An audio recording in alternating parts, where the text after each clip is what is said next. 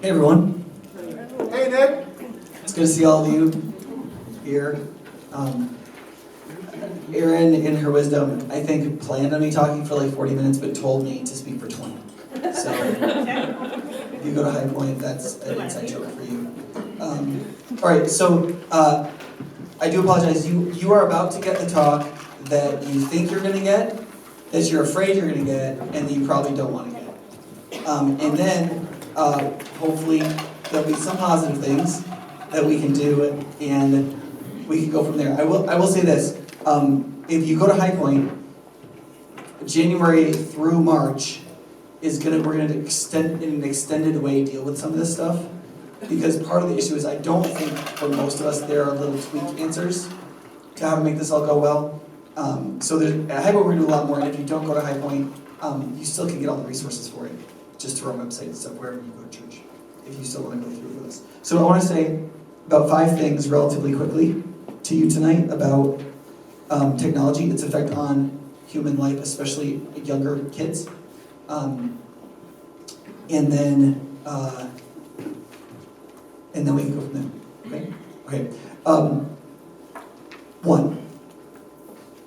So before we get into this, background here. As I've been working on the Rule of Life series over the last several months, I've read like 17 of these books on technology, how it's functioning, what it's doing in markets, what it's doing to human persons, from people who are marketers to psychologists to Christian pastors to whatever. And it is remarkable at how much agreement there is from some of these folks. Okay, I mean, I suppose if you write a book on it, then you feel strongly about it. Okay, so here are some of the things of which there is a lot of agreement. First is technology in the way it's coming across to us, both in the structures of the computing devices themselves, like phones, and in the apps we run on those phones and how they're created, is fundamentally changing the dynamics and structures of human lives. Okay, that should be kind of no duh, but it kind of sneaks up on you. It's fairly gradual. It's very, very fundamental. What is changing for human beings and in human beings is a deep thing. Okay, and partly because it's not just that through the phone, let's say, somebody's telling us to believe B rather than A. It's changing the whole structure and alphabet of the thing. And the way it comes in, the way it affects us, is not the way we're actually designed to take in information. And so not only do we take it any easier, but we actually, our cognitive resources for resistance are bypassed. Okay, so there's a bunch of things relative to that are difficult. Okay, so some things I say here are the structures of the human mind: concentration, memory, rationality, consciousness, development, reflection, attention, and everything else about our minds are being changed and changed quite rapidly. Especially from the date on this is about 2010. So 2010 is when there were a lot of phones, especially in kids' hands, and there were social media apps on those phones, and those social media apps had already gotten features that were created by the coordination of psychologists and programmers. So it's when hacks to human psychology and neurology were inserted into apps so as to make them extremely addictive. This is the same time when tech moguls were not letting their kids use iPads, because they knew that that's what was happening. So it's the difference. So I remember when I was younger. Okay, so this is back when I was younger, right? So back in the 90s, okay, and people were smoking a lot of weed, right? Weed was becoming really normal. Everybody's smoking it, right? And the adults were kind of like, "What's the big deal? People are smoking a little weed, And the thing is that what they didn't understand was the natural grown weed of the 1960s that you could pick on the streets of Kathmandu and smoke yourself up a little bit, and the chemist-based, modified, and laced marijuana of the 1990s, much less today, are completely different things. They're fundamentally different, chemistry-wise, what they do to you and how intense they are. And because of that, the people who had smoked some weed in the 60s during Woodstock had no idea what the weed that was getting smoked in the 90s even was. And so they thought it was no big deal, right? And so I was when I was a kid, what's the big deal? It's you have no flipping idea. The difference between an app or a basic thing where you could surf the internet in the 90s when you were in college or something, and an app literally designed with everything we know psychologically and developmentally about your kids baked into it, created so that they will scroll forever on it. so that it bypasses any capacity they have for limiting it and functions in their dopamine system so that they will constantly feel a hunger for it in their minds. Now, the reason why you know a little bit more about this is because you're experiencing it. But they're younger and they have less, there was no time. See, some of us are old enough. There was a time for us before these devices. And the things that got established in us before these devices still create certain gateways that exist. For our kids, that's just not the case. Okay, so 1, 2, many of these changes are inhuman or transhuman. What I mean by that is this. They do not function on the basis level of what you might call emotional developmental hygiene. So here's what I mean. In the 1960s, Tom Wolfe wrote a story about the hippie communes in San Francisco. And in the hippie communes in San Francisco, there was a lot of free love, and a lot of people were apparently enjoying themselves, but there were also a lot of diseases that were unheard of since about the Middle Ages that were coming back that no doctor had seen in their medical lifetime. Like the grit, the snot, all this stuff that didn't even have Latin names because it was before doctors got all Latinized. And what had happened is that in the hippies' desire to bump off the man and throw off the establishment, they threw off things of the establishment that weren't absolutely necessary, like bras, let's say. But they also threw off stuff like that you shouldn't have a shared toothbrush, that maybe you shouldn't sleep on the same bed with no sheets. All the basics of hygiene, they just kind of thought were all from the man, and they got rid of them. And by forgetting basic human hygiene, they started getting all of the diseases that came from advancements in human hygiene. Now, you may not know this, but of the medical advancement that has happened to extend the length of human life over the last 200 years, something like 90% of it isn't medicine. It's public health. It's basically the water doesn't kill you anymore, so you live longer. It's not brain surgery. Medicine often extends the quality of your life, but really not very much the extent of your life. The advance and the extent of public life was basically improvements in hygiene. The problem is that emotionally and psychologically, there are practices of human hygiene that are necessary for human health.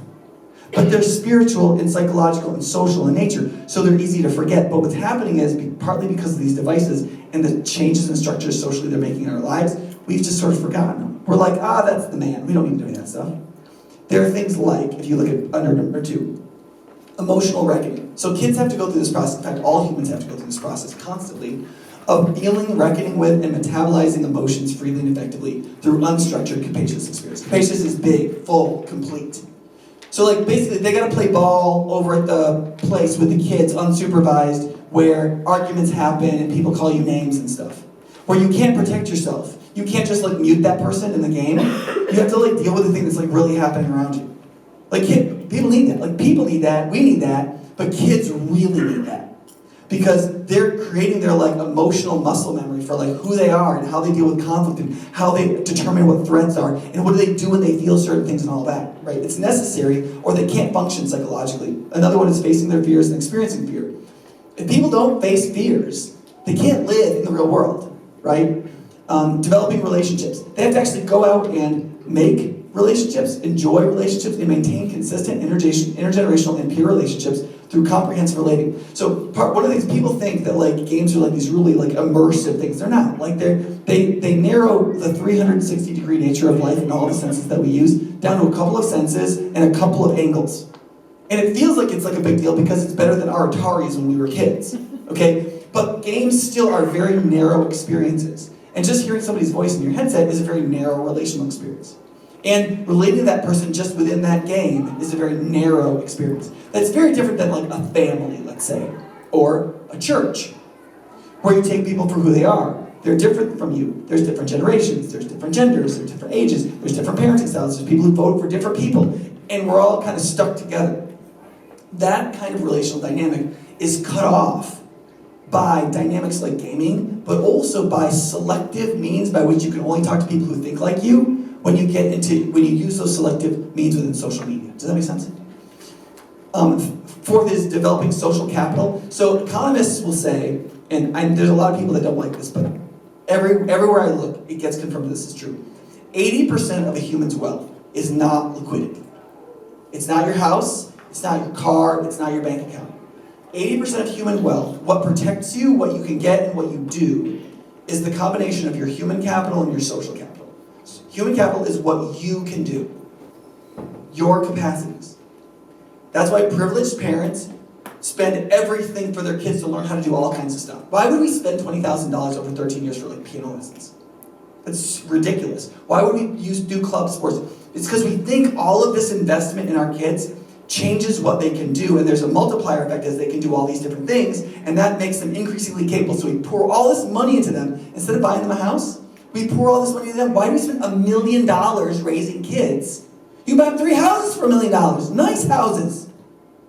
And it's because we all know what they can do, what they're capable of, what capacities we built into them will determine their adult life.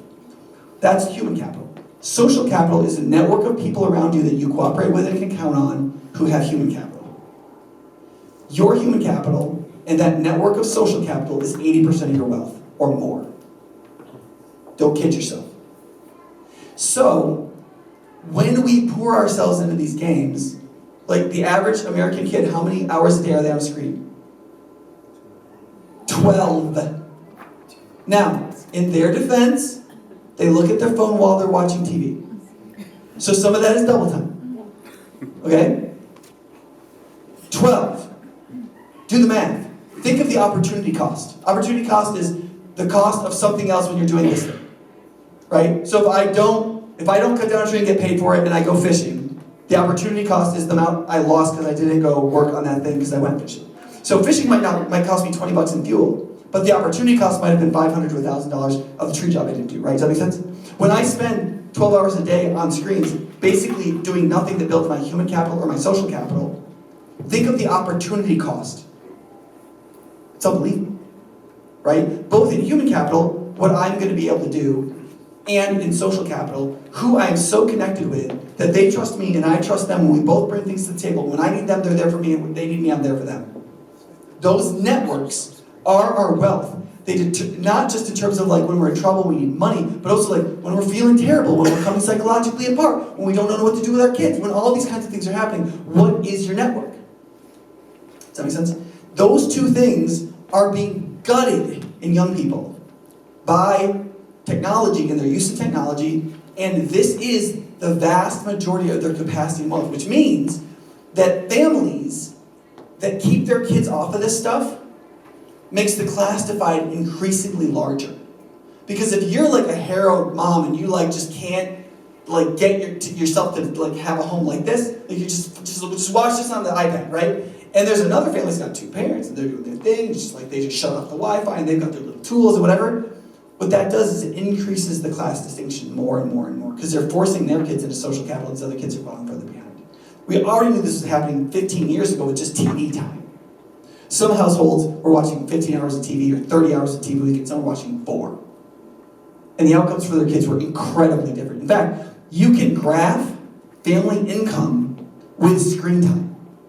It's an almost direct relationship. The less screen time there is in a household, the more money is made. Almost full stop. Now, that's not causal. It's just the people who are willing to do what it takes to have that kind of success know they can't waste their time. And so they just shut the TV.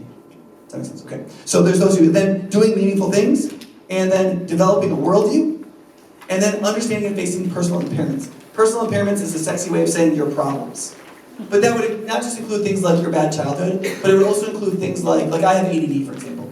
Now, if Ryan and I are friends, what we do not want is for me to say, look, Ryan, I've got ADD. Whatever that means, it means. Okay? So just deal with it. Right? That is a very inhuman way of behaving. Right? Now, I may not be able to get rid of my ADD. I can't. Right? There's part of me that doesn't even want to. But what I do not want to do is to inflict the negative categories of ADD on Ryan. So what I need to do is I need to learn how to wield ADD like a sword. Right? So that I am this person, but I'm minimizing the negative effects on Ryan as much as I can. That's part of being a mature person. That's part of building my social capital. That's part of having friendships. That's part of me being the kind of person that Ryan wants to be friends with.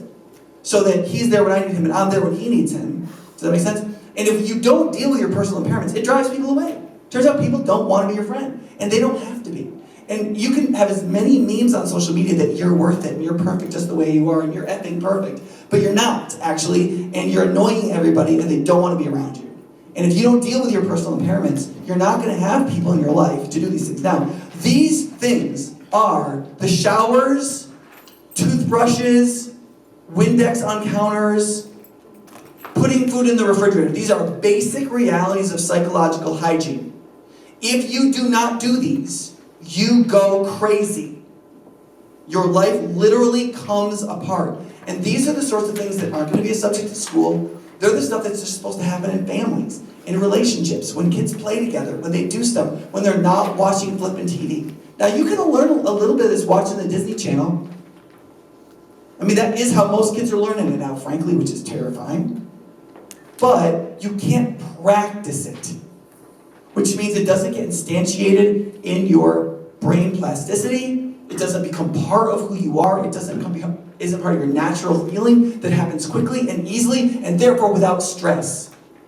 The less developed these are, the more dealing with conflict at school is more stressful for a kid because it's not automatic. Right? By the time you're 13 years old and somebody picks on you, you're supposed to be able to flip them off and be like, I don't care what you think.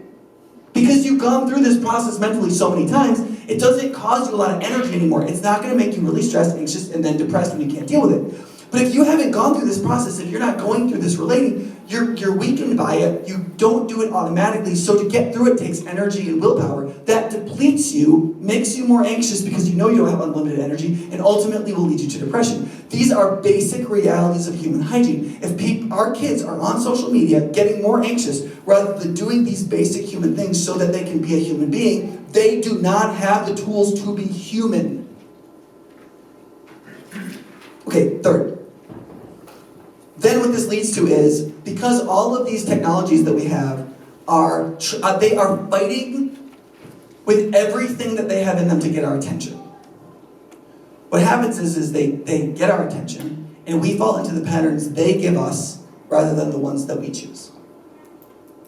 And us being mature, godly, virtuous, self-possessed people that are very difficult to manipulate, who don't turn loose of our money for stuff that we don't need and so on, is not what they're incentivized to build. Do you understand?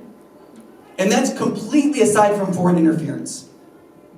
Do you understand? There are nations in the world that are using our social media and things like that to convey messages to our kids to make them dumber, i.e., there's a reason why China owns TikTok, and B, that are actually trying to use our social media to tear us apart socially, to make us hate each other, because these produce weaker nations in geopolitics, right? And that's not all crazy. And Democrats and Republicans on both sides of the aisle have been behind trying to stop that. And less than that, because they both realize from our intelligence reports that's a real thing, okay?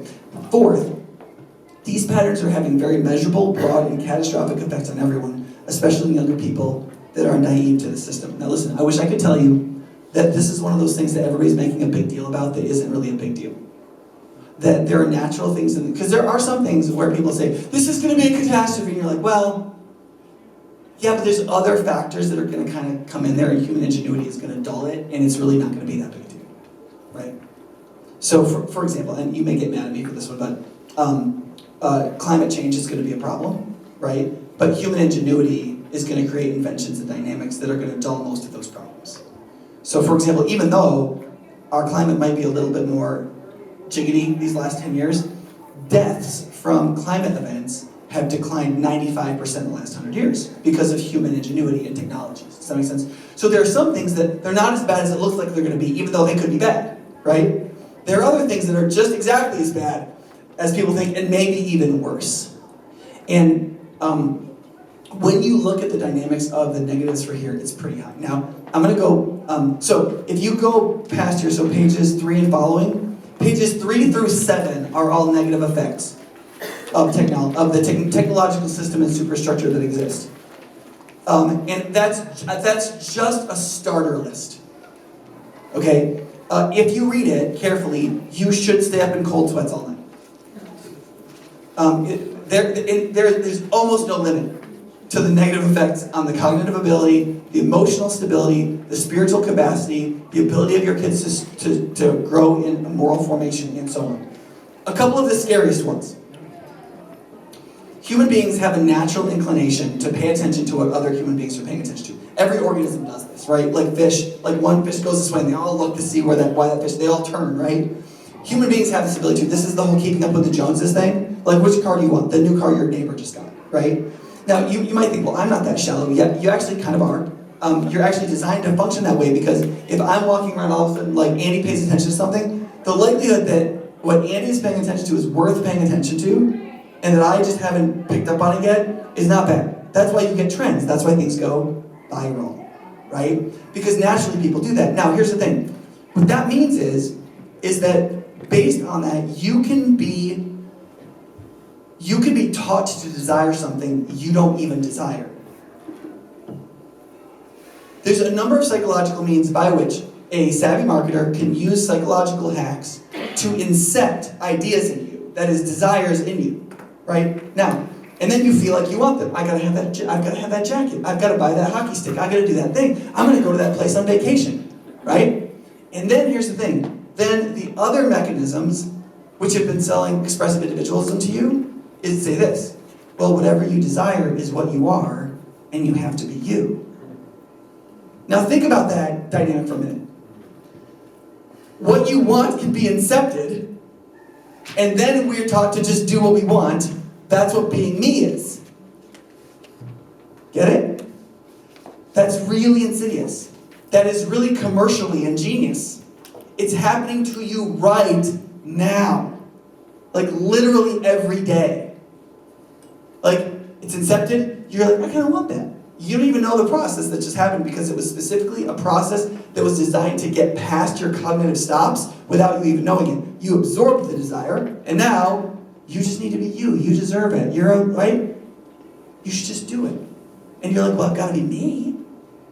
No. Facebook is you. That's not you. And so listen, our kids are way less savvy to it than even we would be just naturally. We'd be like, I'm not buying a stupid new car. But like people who don't have some of the guardrails we learned sometimes before what I would call the era of extreme consumerism, they don't have it. You know, like there's just a part of me, I'm just never going to pay $6 for coffee. You can accept me all day long from Silicon Valley, I'm never going to do it, right? But they don't care, they're going to bypass me and they're going to get my kid to buy $6 coffees with my credit card. Okay, so last, and then we can go over some of these negatives if you want, is I think there are 3 major steps. And these are laid out in a book called Digital Minimalism. I think that one of the language I want to use for this is digital intentionalism. But the first is just start. One of the ways to start is just measure. Right? There are a number of verses in the Bible where God says, I detest dishonest measurement. Right? Just be honest. Find honest ways to measure what you're actually doing in your household. Sometimes you can get that on phones. A lot of phones almost do it automatically now. Sometimes you can get that on your router, like just how much is going back and forth. You can just sit down with your kid and say, listen, I love you. Here's what we're going to do right now. We're going to spend 5 minutes just going through your YouTube history for this week. Right? Go through your YouTube history for this week. Right? It's amazing. For most people, one of the studies done on this said that for most people, if you ask them to estimate how much time they spent scrolling through stuff or being on things, generally speaking, the number they say is predictably half of what they actually did. So if you think you were on devices 4 hours this week, I had to bet how long you were there, I would bet 8 hours. Does that make sense? And that's pretty normal. And it just goes to show that your perception is not valid. Right, okay. Then second is detox. You need to actually pull yourself away as entirely as possible from the technologies so you can actually experience life without them long enough to realize that you don't need them. Okay? Detox on these sorts of technologies is usually 3 to 5 days. For 3 to 5 days, usually people are like, I can't live without this, right? And then usually by days 6, 7, 8, it's starting to lift. And usually by the end of the first week and the beginning of the second week, people are beginning to have a little bit of a sense of like, oh, I'm still alive. This is fine. I care less. Right now, that does not mean when you pick up that phone again, you're not going to pick up right where you left off. That's what most people do. They'll put it away, they'll go through the exercise, and then they'll pick up the device, they'll pick up right where they left off. Okay? And that's but that detox step is important because you can actually experience your life without it. You can realize the sky is not falling. You realize how empty most of the stuff is. You're basically just dumping your life away, okay? Once you go through that detox, then what you need to do is you need to start with all the other things that you value and care about. You need to actually engineer what you want your life to look like. And without reference to the technology stuff. What do you want your family life to look like? What do you want your exercise life to look like? What do you want your sex life to look like, if you're married? And some stuff like that. And what do you really want to spend your time doing, truly, right now while you are in the fast? While you're not back in the altered state of consciousness of scrolling through crap.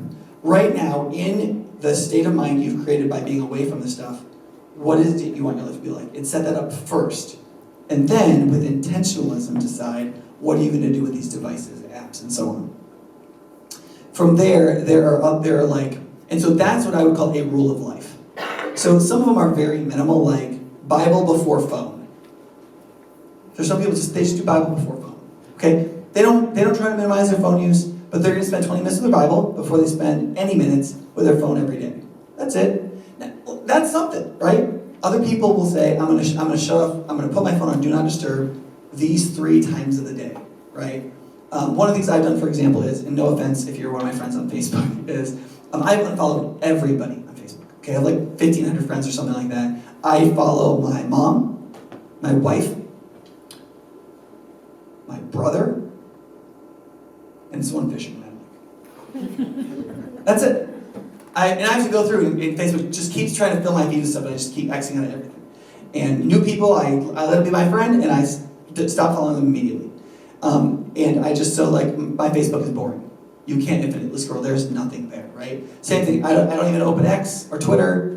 I unfollow everything. You can always add people back if you want to. Write it down on a piece of paper, just get rid of everything and everyone except for pair of paper. Okay? And because you just like what you just pick people up over time, you know what I mean? And all that stuff everything is vying for your attention. You know what I'm saying? In fact, you should actually stop following pair of paper. You should just get a subscription, so you just pay every month and just be done with it, right? Because why keep deciding? Shopping, you'd actually be surprised. I'm just picking on her because I never get to see Lisa. You would actually be surprised how much time we waste shopping. You think you're getting a deal, you're not getting a deal. You think you're getting something better, it's not better. It's not better. It's just like everything else. The Patagonia jacket, it's just like the other jacket. It's literally made in the same shop in China. Okay, it's not better. And we have the capacity to waste so much time. We just need to quit. Does that make sense? Okay, now, I gave you these pages on issues. I do hope that you read it. Because there are a lot of things that we wouldn't think of. Let me just give you one more quickly. Okay, we're not doing too bad of time. So there's a therapy for trauma called EMDR. Okay, it's a rapid eye movement guided thing for trauma where basically you do bilateral stimulation, and it's very scientific, it's very neurologically scientific, right? And it's actually pretty helpful when people are good at doing the therapy. Okay, the woman who came up with the therapy, this is how she came up with it. She was down in the lab with electrodes hooked up to her head doing bilateral stimulation. You know how she found out how she was processing trauma? She was walking in the park doing nothing. She's just walking. There's some birds. There's some kids playing. She didn't have a phone. She's just walking along.